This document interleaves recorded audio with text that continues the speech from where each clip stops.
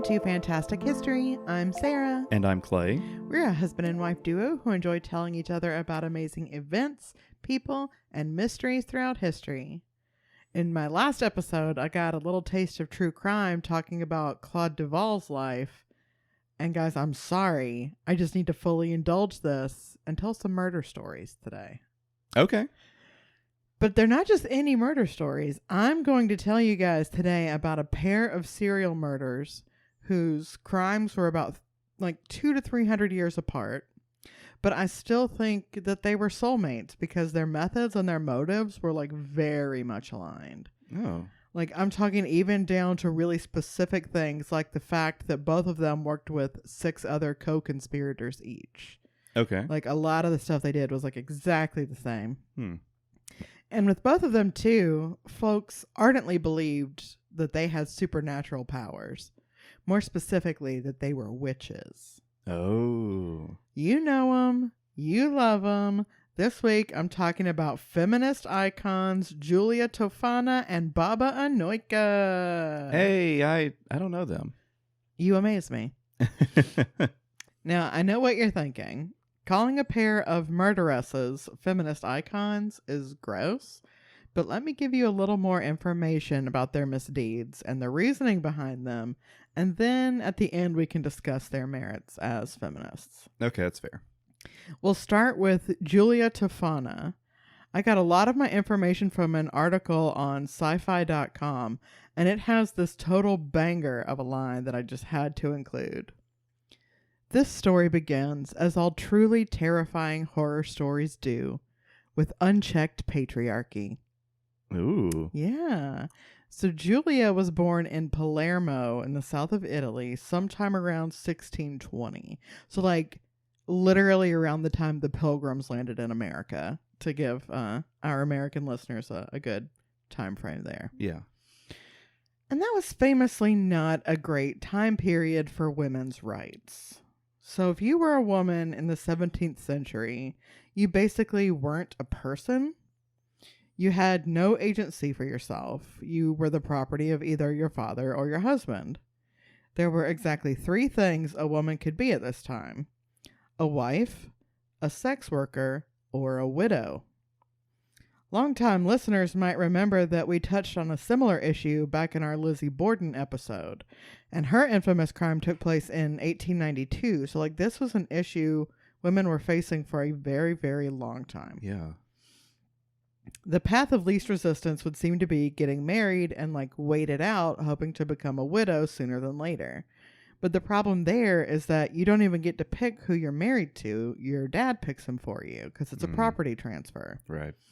And even if your dad picks one of the good guys, you still don't get a say in the direction that your life takes from there, because it would never occur to your husband that you have wants and needs of your own.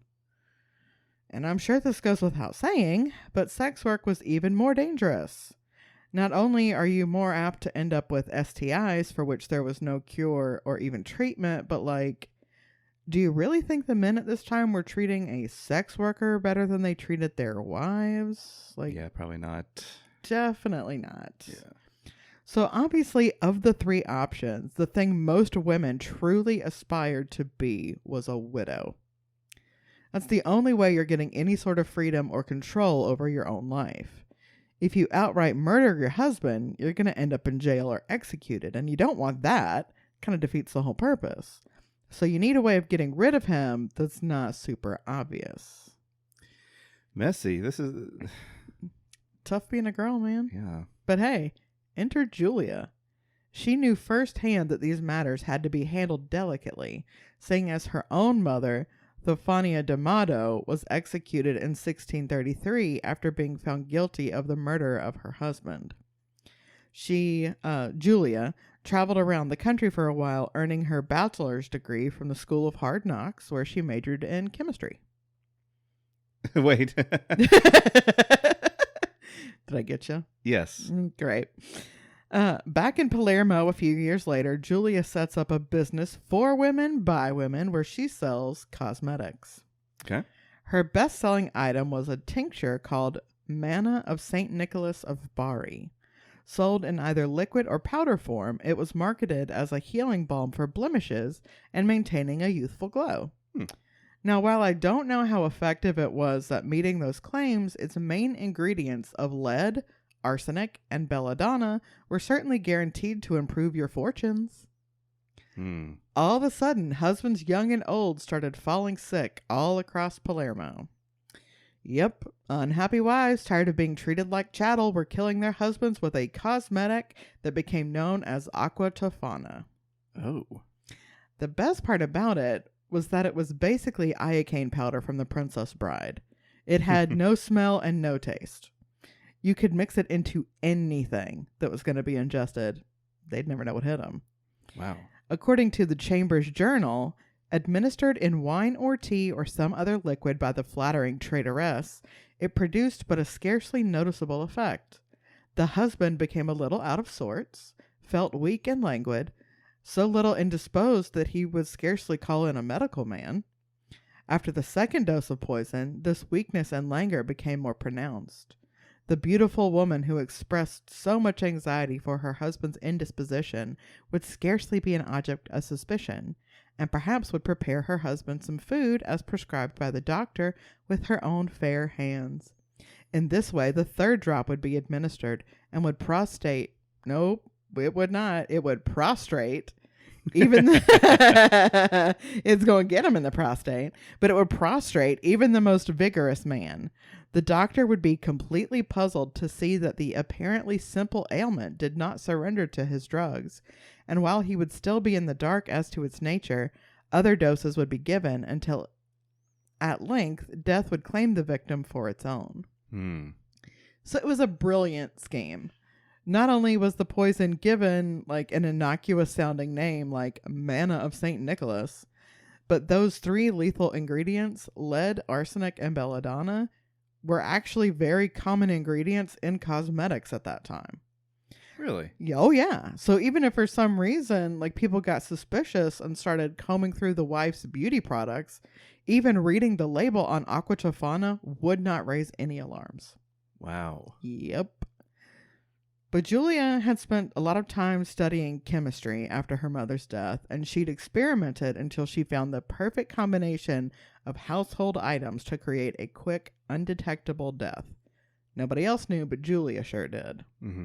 Doctors at the time weren't exactly running toxicology screens at the time, so, there's not that to worry about, and medical knowledge was relatively primitive in general.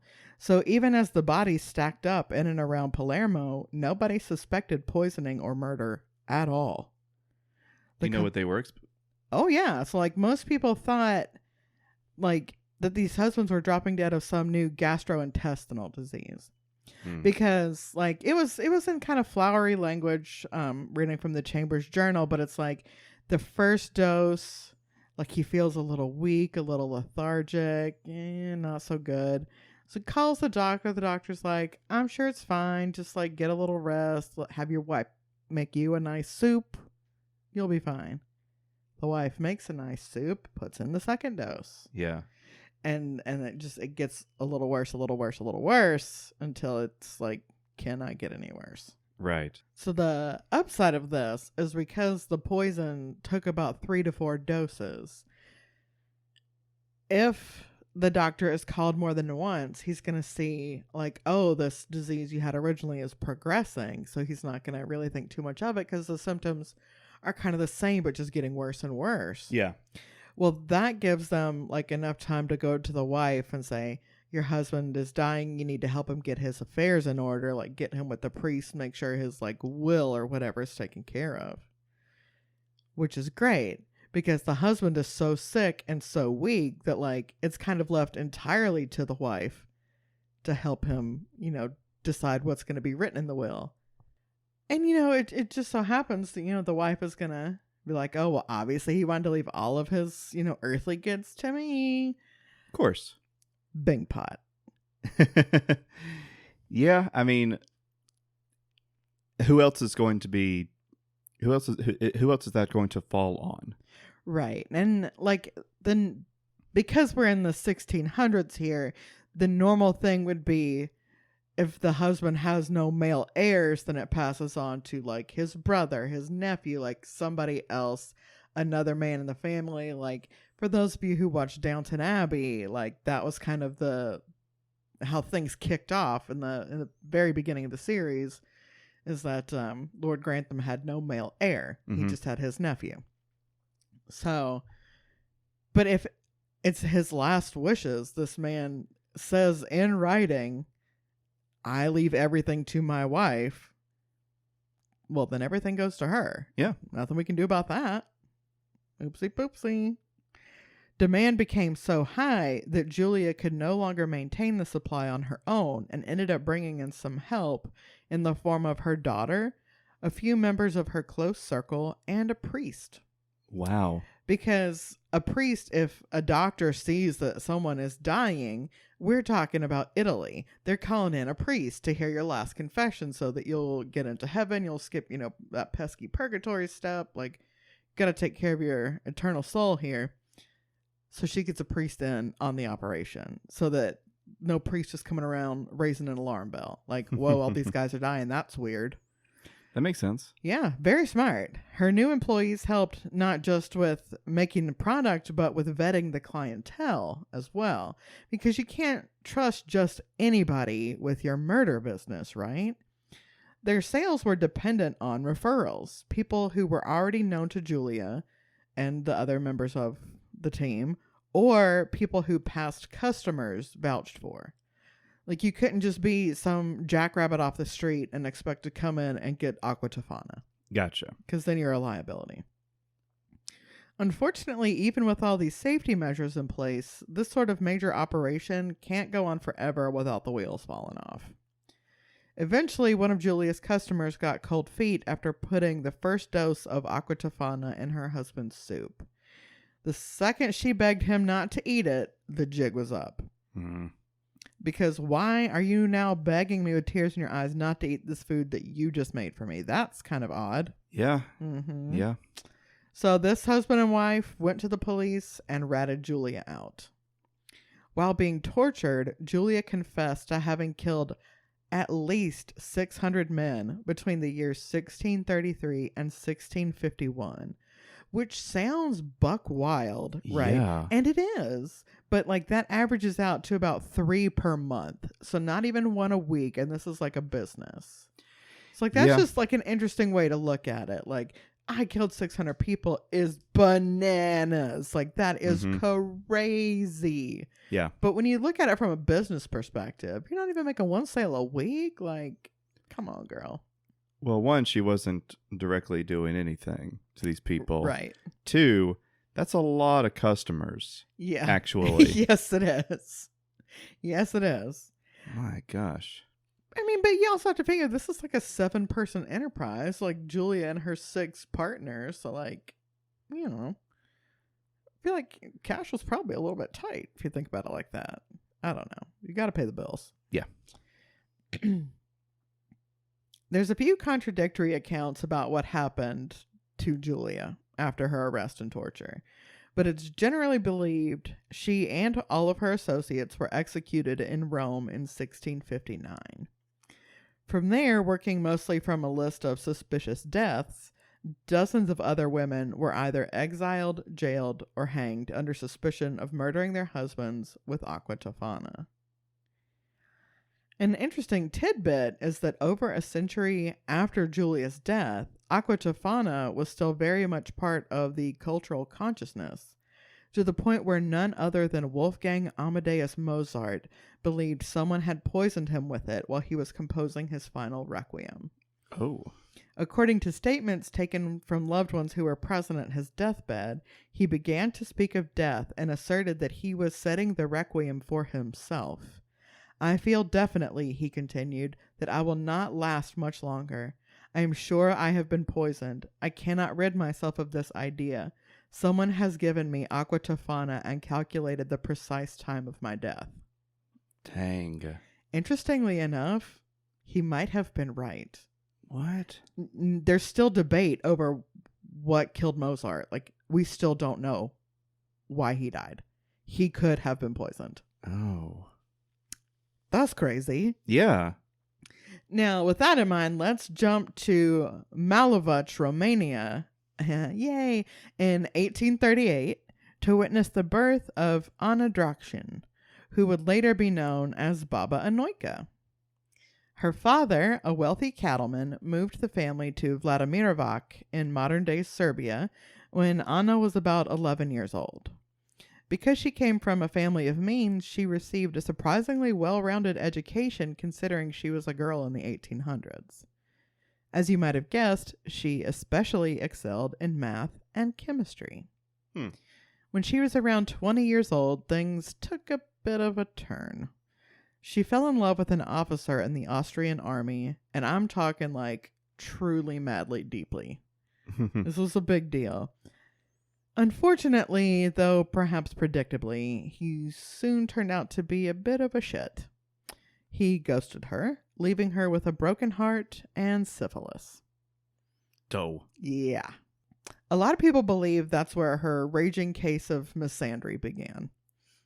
As it would. Yeah, I'd say so. That being said, though, she didn't give up on love after one bad experience. Not long after, she met a nice older man whom she agreed to marry. They ended up having 11 children together, though 10 of them did not survive into adulthood. That's a level of unbearable tragedy I can't even begin to imagine. Yeah. But she and her husband managed to persevere and remained married for about 20 years or so before he died. Which was not, it was not like a suspicious, sudden thing necessarily. He was much older than her. Okay. With no husband and only one son to take care of, Anna had a lot of time on her hands. She used that time to further her education. In her abundant spare time, she learned 5 different languages and also set up a little chemistry lab in her house so she could tinker with her former passion. It's a little bit Hedy Lamarr, who you guys might remember had a chemistry lab in her trailer courtesy of Howard Hughes. Yeah. It's just like, I got my little, like almost my little play set that I use just like in my downtime for fun. It's not my serious lab. This is my fun lab. Anna wasn't trying to figure out frequency hopping or how to make Coca-Cola more accessible, though. She started out as a healer. She was a genius when it came to chemistry, natural aptitude off the charts. So she developed healing potions and ointments that she then sold to sick people in her village. It was like mostly a farming community, so a lot of farmers' wives were coming like, my husband is sick, our farm hands are injured, like just kind of that's the vibe. Mm-hmm. She ended up like even hiring a maid whose job was just to go around and do marketing. Like as she got older, she's not getting out as much or she's very busy in the lab. So she has somebody who would go out into the village and like basically eavesdrop on every conversation. As soon as somebody complained of any kind of sickness or injury, the maid would pop up like, oh, yes, hello. I know just the woman you need to see about this. Oh my God. All right. Great. Yeah. The trouble started with men trying to avoid being conscripted into military service. As we learned way, way back in episode 4 with Attila Ambrose, joining the army for a couple of years was compulsory in Eastern Europe. The only exception was young men who were deemed not fit for service. People figured, well, if Anna knows how to make us better, maybe she also knows how to make us just sick enough to dodge the draft. I see. And they were right. She knew how to bring somebody right to death's door without them actually crossing the threshold. She never killed someone by accident, ever. Yeah. Her other bestseller was what she referred to as Love Potion. Ah, yes. It contained mercury, arsenic, hemlock, and belladonna. Oh, wait. Uh-huh. What's interesting about her as compared to Giulia Tofana is that she knew so much about chemistry that she literally had poisoning down to a science. When approached by a woman whose husband was an abusive piece of human refuse, Anna would famously ask, "How heavy is the sacrifice?"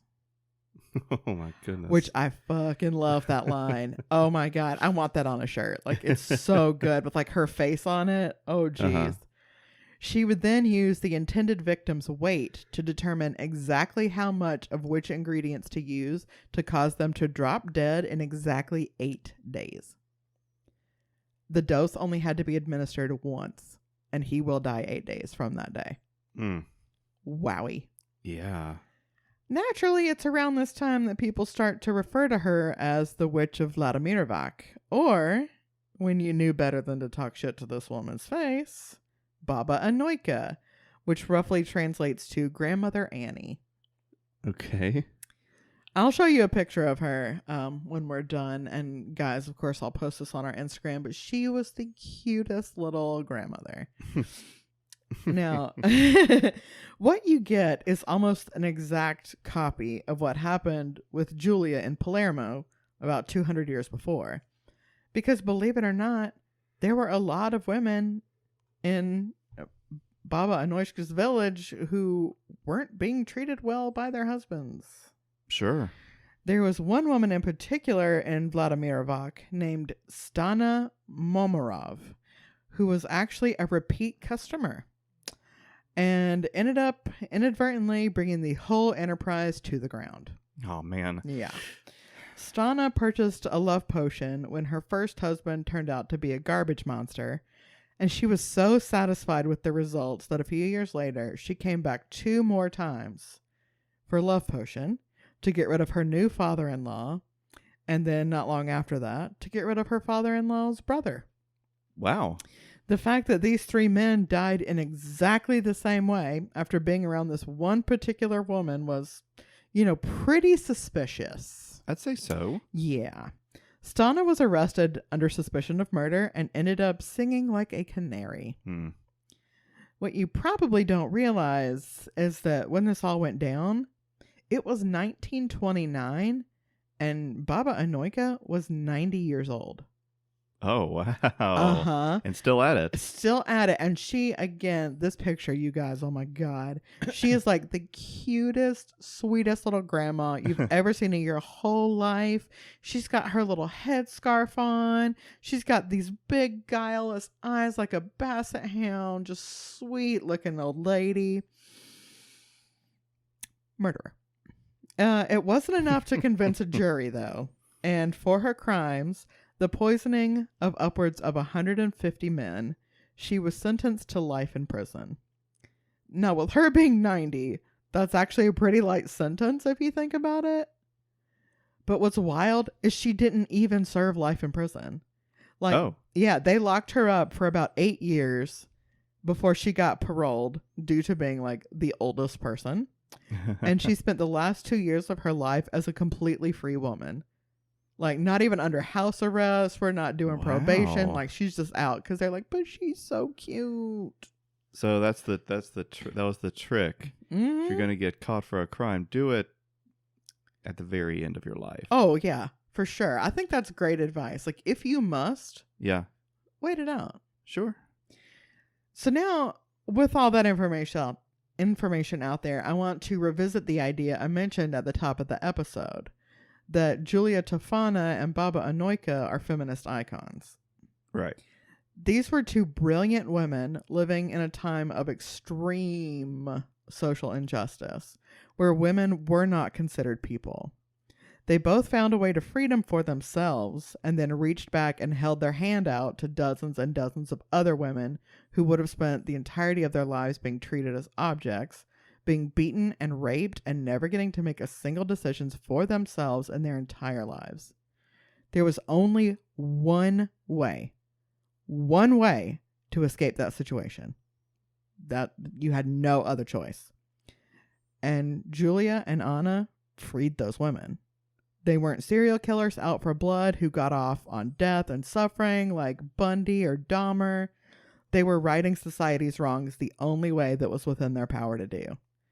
I say we start building statues of Giulia and Anna, and if you don't agree with me, I have some love potion for you to try out. Thanks for listening and giving us a little bit of your time today. It's a good ending. Yeah, thank you so much. Hopefully you enjoyed that story. And if you did, please take a second to rate, review, and subscribe on whatever podcast platform you're listening to see that adorable pic of Baba Anujka. Head on over to Fantastic H Pod on Instagram. Give us a follow over there. Give us some likes. Or you can drop us a line at fantastichistorypod@gmail.com. Until next time. Bye.